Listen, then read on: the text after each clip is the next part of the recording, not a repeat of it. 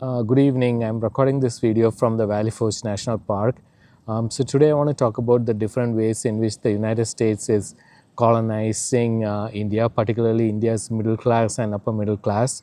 The first way is the what I call the study abroad pipeline. Recently, I met someone from India who is currently in the US for 3 weeks. She enrolled herself in a 3-week program at an Ivy League school, and it costs approximately 7 lakh rupees. It's a huge amount to pay for education, particularly considering it's only for 3 weeks. But this shows the scope of the overall issue. About 350,000 Indians, that is about 3.5 lakh Indian students, visit the US every year. That's a huge number, and almost 50% of them are enrolled in undergraduate studies. And this is the huge change that has happened in the last 25, 30 years. 30 years ago or 35 years ago, most of the students, and that's a very small number to begin with, who are here in the US from India are graduate students. And when you go to graduate school, if you are slightly good, you can get some sort of a teaching assistantship or a research assistantship that will either partly or fully pay for your fees, and in most cases they will also give you some money to for your living expenses. It will be a small amount, but that it is cover some of your living expenses. But when you come here for undergraduate studies, that kind of option is extremely limited. So most of these undergraduate students are either paying from their pocket, that means their parents are paying for it, or they are taking huge amounts of loan in India, which they will have to repay, and that's going to be an extremely difficult situation, particularly if you are not able to get a job in the US, going back to India and trying to repay, like 50, 60 lakhs is not that easy. But this also shows how, the US is able to influence these kids, because once they come here, they learn a lot about America, they adopt American ideas, and either take it back with them when they go back to India, or even when they talk to their friends and family back in India, all these ideas and thoughts are percolated. So this is one major way in which the US has very, very successfully put its imprint in the Indian middle class and upper middle class. The second way is what I call the social, what is the social media and other kinds of platforms. So if you take media in general, whether it is television or cable, or Google, or even non-traditional media like YouTube or Instagram or WhatsApp, they are all for the most part overwhelmingly American, and they are governed by American rules and regulations. And what you can say and what you cannot say in these platforms are dictated by American laws and traditions and beliefs. And this has a huge impact on India. If you notice, if you take Facebook and WhatsApp, some of their largest audiences are in India, because outside of United States and UK, India is a huge English-speaking population, and this population is very willing to adopt new technologies and new methods of communication. So that has become a huge way in which American thoughts and ideas can reach massive audiences in India and influence the way they behave, the things that they believe in, and so on. The next one is professional aspiration.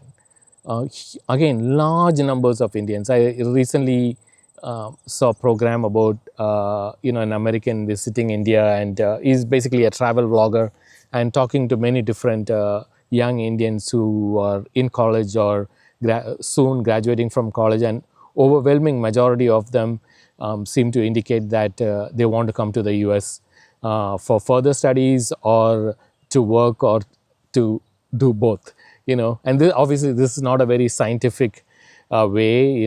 I could be wrong that a vast majority of Indians probably are not interested in the US in terms of studies, but this kind of shows the obsession that a large section of the Indian population has when it comes to study abroad. The overwhelming majority of them want to go to the US, even though it might be easier for some of them to go to Canada or Australia or New Zealand. So even though there are other opportunities, and I'm slowly hearing news that Indians are trying to shift away from coming to school in the US because of visa issues, but still 350,000 students per year is still a very, very large number.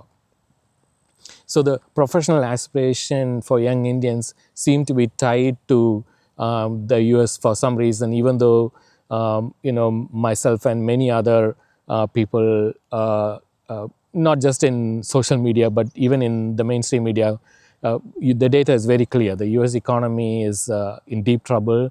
Not just the job market, the overall economy is in deep trouble. I keep mentioning it again and again that the US has a $40 trillion debt, which is growing at about 1.7 to 2 trillion per year, and there is not a single policy in sight to fix that problem. So this is only going to get worse and worse, and this is very important to keep in mind, because almost all empires prior to the current American one, the number one reason they collapsed is debt.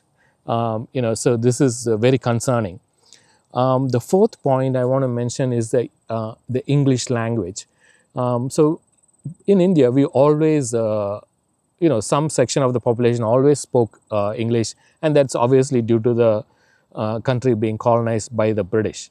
But if you actually pay close attention to the way Indians speak English in the last 10 or 15 years, very few of them speak British English, and the small British accent that did exist in India, it is gone, and it has completely been replaced by the American accent, the American way of talking, the American way of writing, and so on. So even in a country that has very little real interaction with the United States, as compared to a real 300-year relationship with UK, India has very quickly flipped its way and mode of talking in English from British English to American English, and that again shows the impact of American media,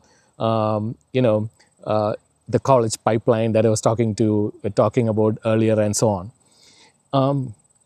The last one I want to talk about is the American corporate culture. Excuse me.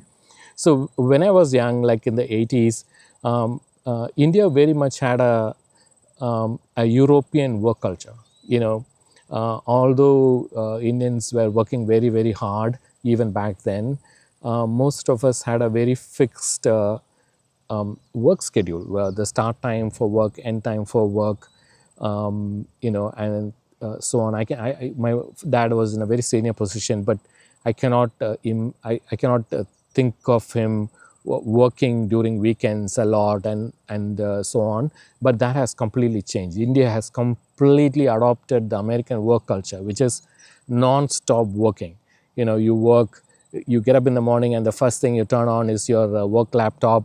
You are receiving emails in your smartphone late at night, responding to calls. You're working during the weekend.